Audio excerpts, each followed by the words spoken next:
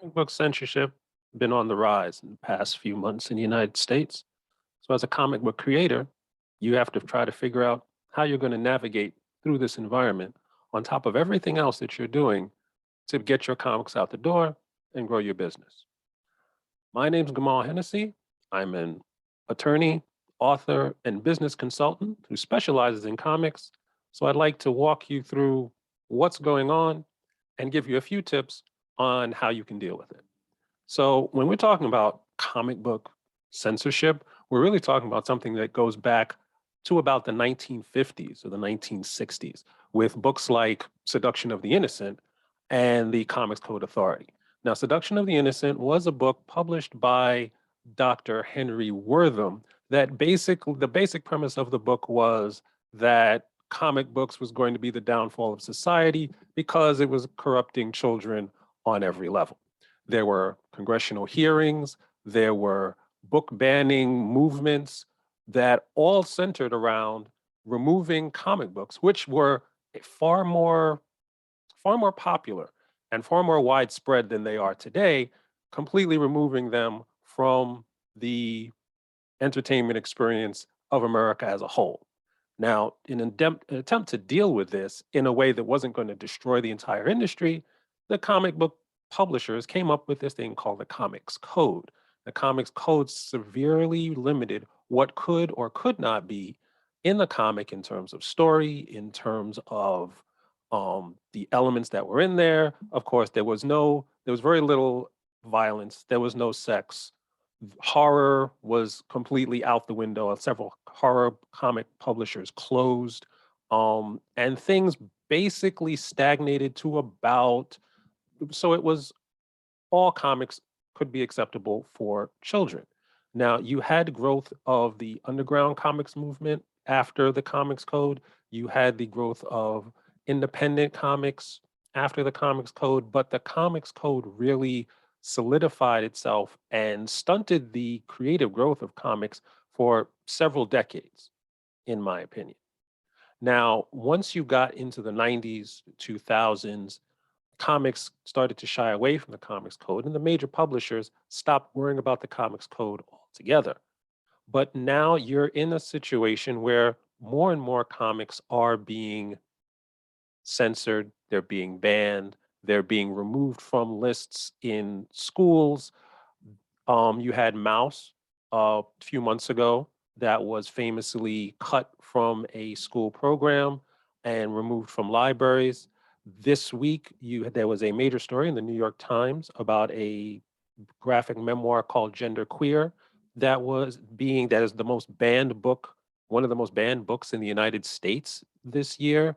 There was a major story from ICV2 because Jeff Trexler, who is the interim director of the Comic Book Legal Defense Fund, talked about how widespread the censorship of comics is not only in libraries, but also in bookstores and comic book shops, because a lot of the same pressure, a lot of the same groups that are using comic book censorship under the umbrella of protecting the morality of children are trying to force them to remove these books off the shelves. Now, as a comic book creator, you're going to be faced with a lot of different things that are going to be challenges for you to actually grow a comic book business. Censorship is now has to be one of those things that you need to consider if you're going to, pursue this career, and you should. So what I'm going to do is I'm going to give you what I believe are 5 tips to help you navigate through this environment in a way that's going to be best for you and for your book. So what are the tips? Tip number 1 is do not alter your comic to either attempt to avoid controversy prematurely or attract controversy because you think it's going to help you sell more books. None of this, the legal, political, or social pressure that is being put on the comic book industry and you as a comic book publisher should affect the creative input that you are trying to do. Your story needs to be your story. You need to be focusing on what it is that you really want to talk about in your comics and not self censor yourself in a way that's going to damage your story or damage the way you actually feel about what it is that you're creating. So don't change your story because of censorship or potential censorship. Number two, make sure that you are marketing your comic to the right audience.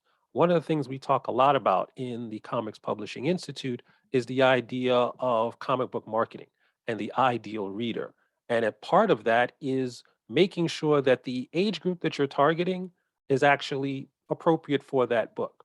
So if you have a book that you believe needs to be, the ideal reader needs to be someone who is over 18, well, then in your marketing, don't try to market to a YA audience or middle grade audience or anything else, because that will actually position your book in the wrong spot.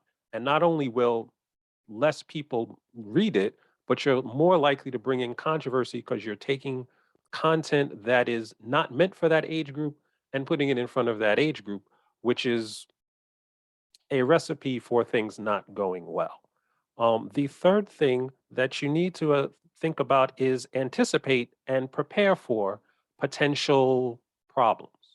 Um, there's a cliche, the cliche in comics that everybody talks about is Batman can beat anybody if he has enough prep time. Well, now you have the prep time. It's now your turn to be Batman. In the same way that you think about, well, what are you going to do if this book really hits it big?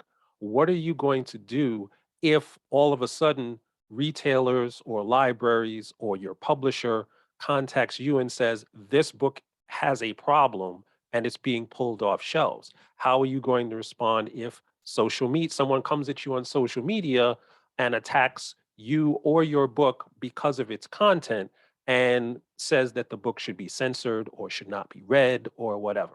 If you think about these things beforehand, they will not blindside you. So if and when that situation arises, you can be in a situation to deal with it in a professional and tactical manner. The fourth thing that you should do in anticipation of potential censorship is prepare to seek out resources and work with potential partners who can help you navigate these waters, because that's what they do on a regular basis. That means talking with your publisher both before and after the book comes out. In the event that there's some kind of censorship threat, how is your publisher going to deal with that? How is it going to impact what they do in terms of trying to sell your book? Talk to organizations like the Comic Book Legal Defense Fund or the ACLU or the state chapters of the American Civil Liberties Union who can help you navigate these waters. Also, there are librarians who, unlike in the 50s and 60s, there are far more librarians now who are advocating for comics and graphic novels to be widely dispersed to the public. They have resources and they have structures that can actually help you deal with a lot of these issues. And finally, you might actually want to consider using this censorship or potential censorship of your book to your advantage. Now, I said in the beginning, don't throw random things into your comic to generate controversy just so that you can sell more books. However, it is the case that several of these high profile stories of books being banned or books being pulled or books being targeted for censorship are actually raising the sales of those books, because a book that might have been ignored or a book that might just be sitting on the shelf and not get read or not get bought instantly becomes more interesting as soon as somebody says, don't read this book or don't buy this book. So in the end, it could actually help you to get more people to read your book if the book is targeted. Now, again, don't make a book just to get targeted, but if it does get targeted, it is not necessarily the worst thing in the world for your book or its business.